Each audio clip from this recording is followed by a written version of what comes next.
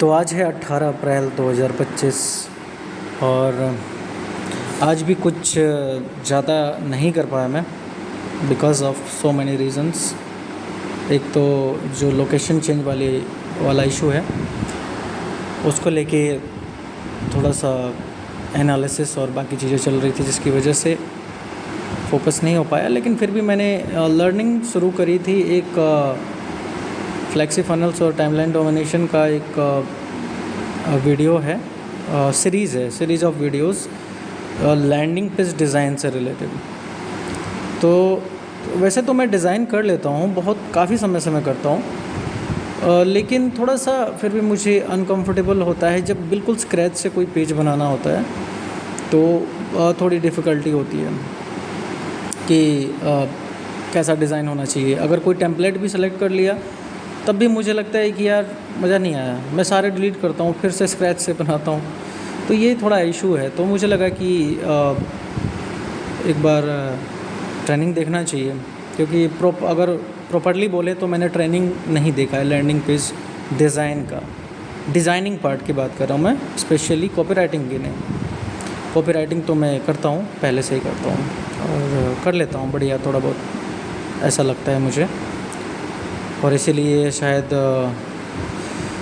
वो जो कॉन्टेस्ट था, कॉन्टेस्ट में भी इसीलिए जगह मिली। India's greatest digital marketer contest 2021 में जो ऑर्गेनाइज़ हुआ था। तो ये है अपडेट। उस वीडियो को प्ले किया था और करीब 40 मिनट के आसपास कंज्यूम किया विद प्रॉपर नोट्स, और रीडिंग अपनी जो चलती है वो चली। थोड़ा सा फेसबुक को भी स्क्रॉल किया गया, थोड़े रील्स को स्क्रॉल किए गए। रील्स बोले तो यूट्यूब पे मैं रील्स को स्क्रॉल करता हूँ। और आप लोगों के लिए भी ये सुझाव है, अगर आपको एंटरटेनमेंट ही करना है ना, तो मैं आपको कहूँगा कि आप YouTube is a better platform, safer platform. अगर आप रील्स को स्क्रॉल कर रहे हो तो आपके पास अनवांटेड कंटेंट नहीं आएंगे। ख़ास करके मोस्टली मैंने देखा है कि ये फेसबुक या आप इंस्टाग्राम पे स्क्रॉल कर रहे हो रील्स को, तो उसमें क्या है कि probability of coming the adult content, एक तो एडल्ट कंटेंट और दूसरा एडल्ट कंटेंट में मैं ये नहीं कहता कि बिल्कुल ही जितना प्लेटफॉर्म अलाउ करता है उस तरह का एडल्ट आपको मिल सकता है, पॉसिबिलिटी और प्रोबेबिलिटी भी है अच्छी खासी। डांस वीडियोस वगैरह जो कि थोड़े ज़्यादा डिस्ट्रैक्टिंग होते हैं, जो मेरे लिए पर्टिकुलरली मैंने फाइंड किया। तो इसलिए यूट्यूब एक सेफ़र प्लेटफॉर्म है for scrolling, even for scrolling. उसमें आपको इन्फॉर्मेटिव एजुकेशनल वीडियोस भी मिलेंगे ज़्यादा से ज़्यादा। ऐसा कोई भी वीडियो आपको नहीं मिलेगा जिसकी बात मैं भी कर रहा हूँ। तो YouTube is a comparatively more safer platform for scrolling short videos. तो वो किया मैंने आज। और इसके अलावा एक भाई का कमेंट आया था, मेरे सब्सक्राइबर हैं, thank you to all the subscribers, और जो मेरे वीडियोस को देखते हैं उनके लिए, कि जो गिनती के 2-4 व्यूज़ होते हैं वो आप ही लोगों की वजह से हैं। और मुझे खुशी है कि मैं आप लोगों की हेल्प कर पाता हूँ, चाहे जितना भी हो सके। तो उन्होंने कमेंट भी किया था, उन्होंने मेल भी किया था, और आज उस मेल को देखा मैंने। और एक कमाल की चीज़ मैं बताऊं, राहुल भाई, मिस्टर राहुल, जो आपने मुझे मेल किया था, जो कमेंट किया था, उसके लिए थैंक यू। आपने मुझे इस लायक समझा, काबिल समझा कि मैं आपकी कुछ हेल्प कर सकता हूं। तो एक कमाल की चीज़ मैं आपको बताता हूं, राहुल जी और बाकी लोगों को। मैं चाहता था कि इसमें एक स्क्रीन रिकॉर्डिंग भी लगाऊं, लेकिन थोड़ा सा इसमें कोई मुझे सूटेबल एप्लीकेशन अभी नहीं मिला जो कि मतलब मल्टीपल वीडियोस को ऐड कर सके। तो थोड़ा सा मैंने कहा कि चलो ऐसा ही बता देता हूँ। जो आपने क्वेश्चन मुझे दिया था ईमेल में, मैंने एग्जैक्टली उसी क्वेश्चन को उठा के चैट जीपीटी के अंदर पेस्ट किया। ध्यान से सुनना, उस क्वेश्चन को एग्जैक्टली उठा के चैट जीपीटी के अंदर पेस्ट किया। इससे पहले कि, वैसे तो आपका क्वेश्चन देखते ही मैं समझ गया था, आपके जो 2-3 पॉइंट्स थे कि एड टारगेटिंग में अगर फॉरेस्ट या सी एरियाज़ आ रहे हैं तो वो उस एरिया के हिसाब से फेसबुक चार्ज करेगा आपको, आपके अकाउंट को। नो, क्योंकि उस एरिया में अगर पर्सन है, लोग हैं, तभी तो वो ऐड का इम्प्रेशन बनेगा, राइट? नहीं तो कैसे बनेगा? ऐड का इम्प्रेशन नहीं बनेगा तो आपका पैसा नहीं लगेगा, सिंपल सी चीज़ है। तो ये चीज़ ये क्वेश्चन आपका सॉर्ट आउट हो गया। और दूसरा जो था आपका पिन वाला, कि कई बार क्या होता है कि कुछ पर्टिकुलर लोकेशन को जब हम सेलेक्ट करते हैं तो वहाँ पे सर्कुलर एरिया के बजाय पिन ही सेलेक्ट होता है। तो वो होता है किसी पर्टिकुलर लोकेशन, यानी कि स्पेसिफिक लोकेशन जो है उसको अगर आप टारगेट करते हैं। लेकिन वहाँ भी आपके पास ऑप्शन होता है कि आप किलोमीटर में एरियाज़ को बढ़ा सकते हैं। ऊपर आपको दिखेगा प्लस माइनस प्लस इतने किलोमीटर, तो जब आप उसको सेलेक्ट करेंगे वो सर्कल अपने आप बन जाएगा।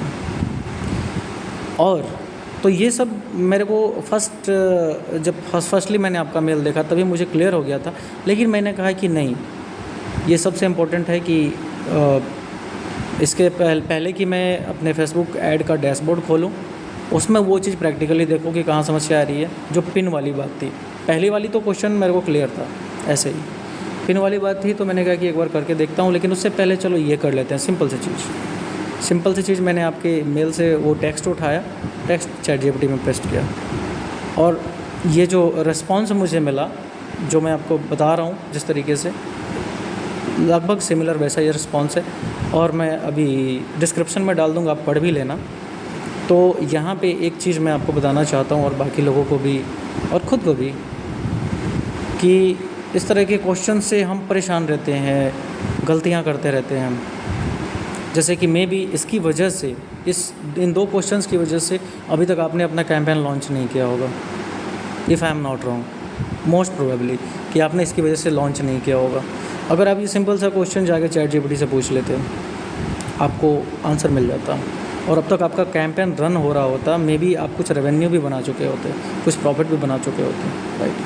तो मैं आप लोगों से कहूँगा कि आप अपने हर एक क्वेश्चन के लिए आप ChatGPT का अप्रोच करो, या जो भी AI टूल आप यूज़ करते हो उसको अप्रोच करो। जेमिनी, गूगल का जेमिनी है, मेटा AI है, या इधर है अपना ChatGPT है।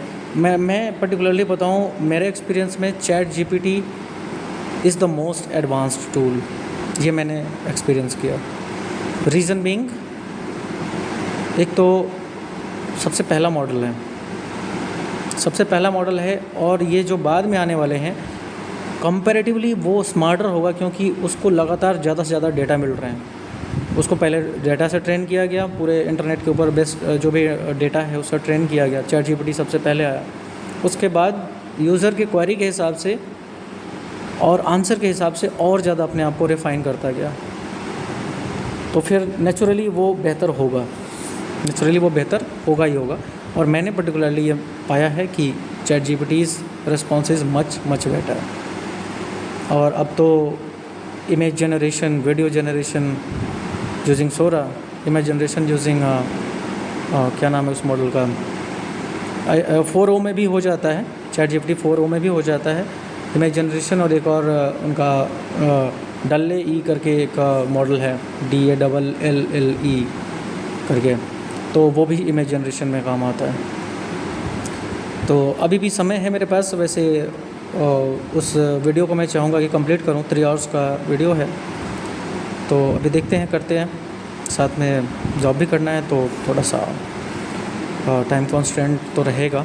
और कल में भी थोड़ा सा हेक्टिक शेड्यूल और ज़्यादा रहेगा, बिकॉज़ लोकेशन चेंज हो रहा है, तो शटल होना वहाँ पे और बाकी चीज़ें, थोड़ी सी प्रॉब्लम आएगी कल भी। बट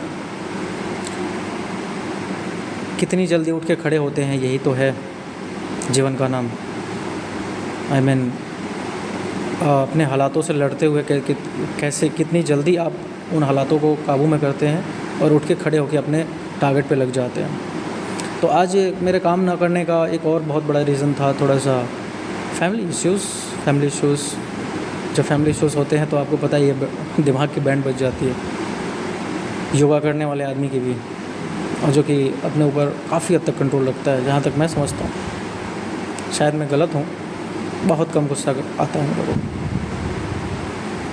तो बट उससे भी निपटना है, बिकॉज़ वो पार्ट ऑफ द लाइफ है।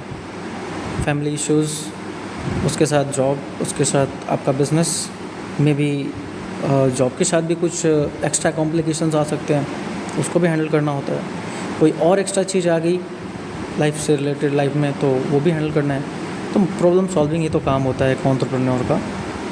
और एक कोट मैंने पढ़ा था, लास्ट में जाते जाते ये कोट आपको सुनाता हूँ।